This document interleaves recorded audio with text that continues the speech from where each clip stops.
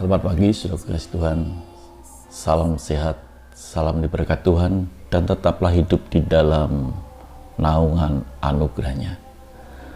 Pagi ini kita kembali belajar tentang seruan Bartimius.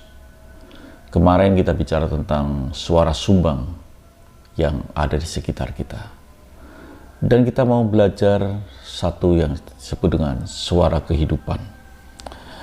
Sebelumnya kita akan baca bersama dalam Markus pasal 10 ayat yang 49. Lalu Yesus berhenti dan berkata, "Panggillah dia." Mereka memanggil orang buta itu dan berkata kepadanya, "Kuatkan hatimu, berdirilah, ia memanggil engkau." Hal yang menarik adalah kalimat "kuatlah hatimu, berdirilah, ia memanggil engkau."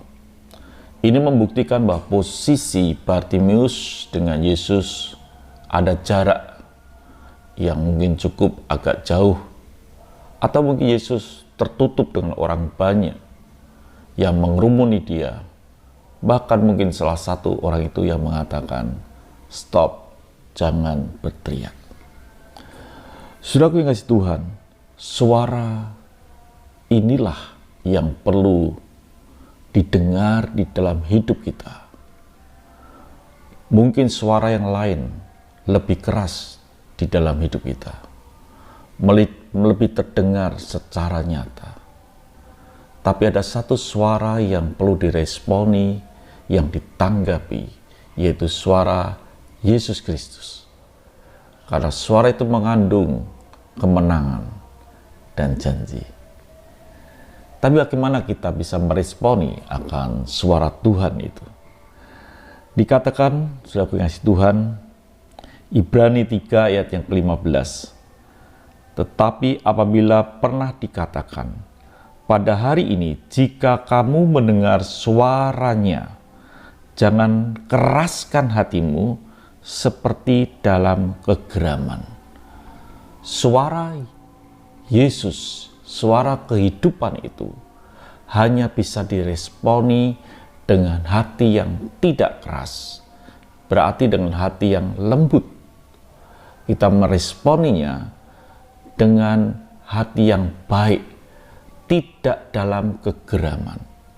Artinya bahwa suara Yesus ini, suara kehidupan ini hanya bisa diresponi dengan hati yang lembut, dengan hati yang benar. Bahkan dikatakan dalam Wahyu 3 ayat yang ke-20, "Lihat, aku berdiri di muka pintu dan mengetok.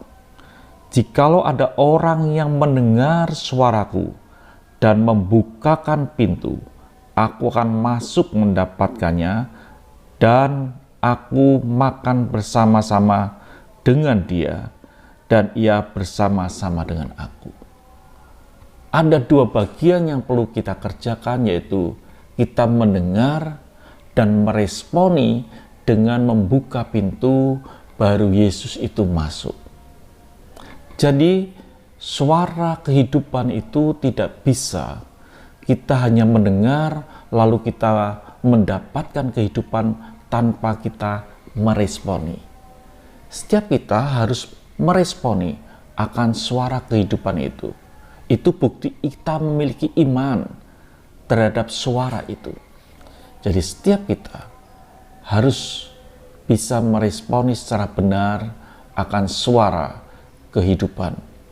Dan itu diresponi dengan hati yang lembut, saudaraku. Hati yang lembut.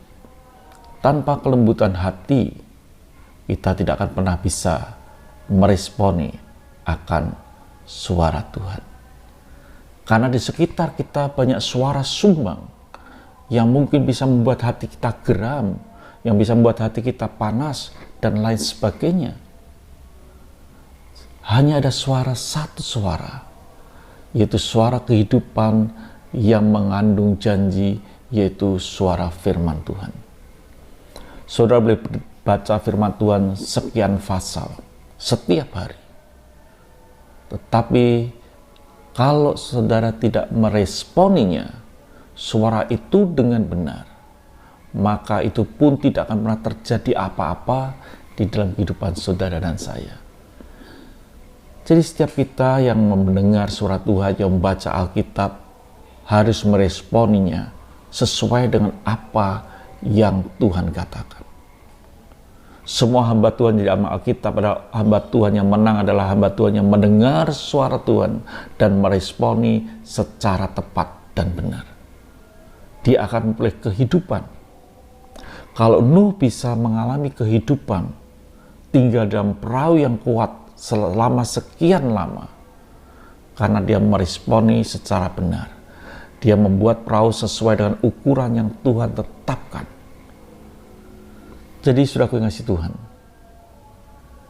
responilah suara kehidupan secara benar, dengan hati yang lembut, bukan hati yang keras. Maka saudara akan boleh janji Tuhan di dalam hidup ini. Ini yang saya sampaikan pada pagi hari ini. Responilah suara kehidupan secara benar dengan hati yang lembut. Engkau akan menerima janjinya. Tuhan memberkati. Sampai jumpa esok pagi. Haleluya.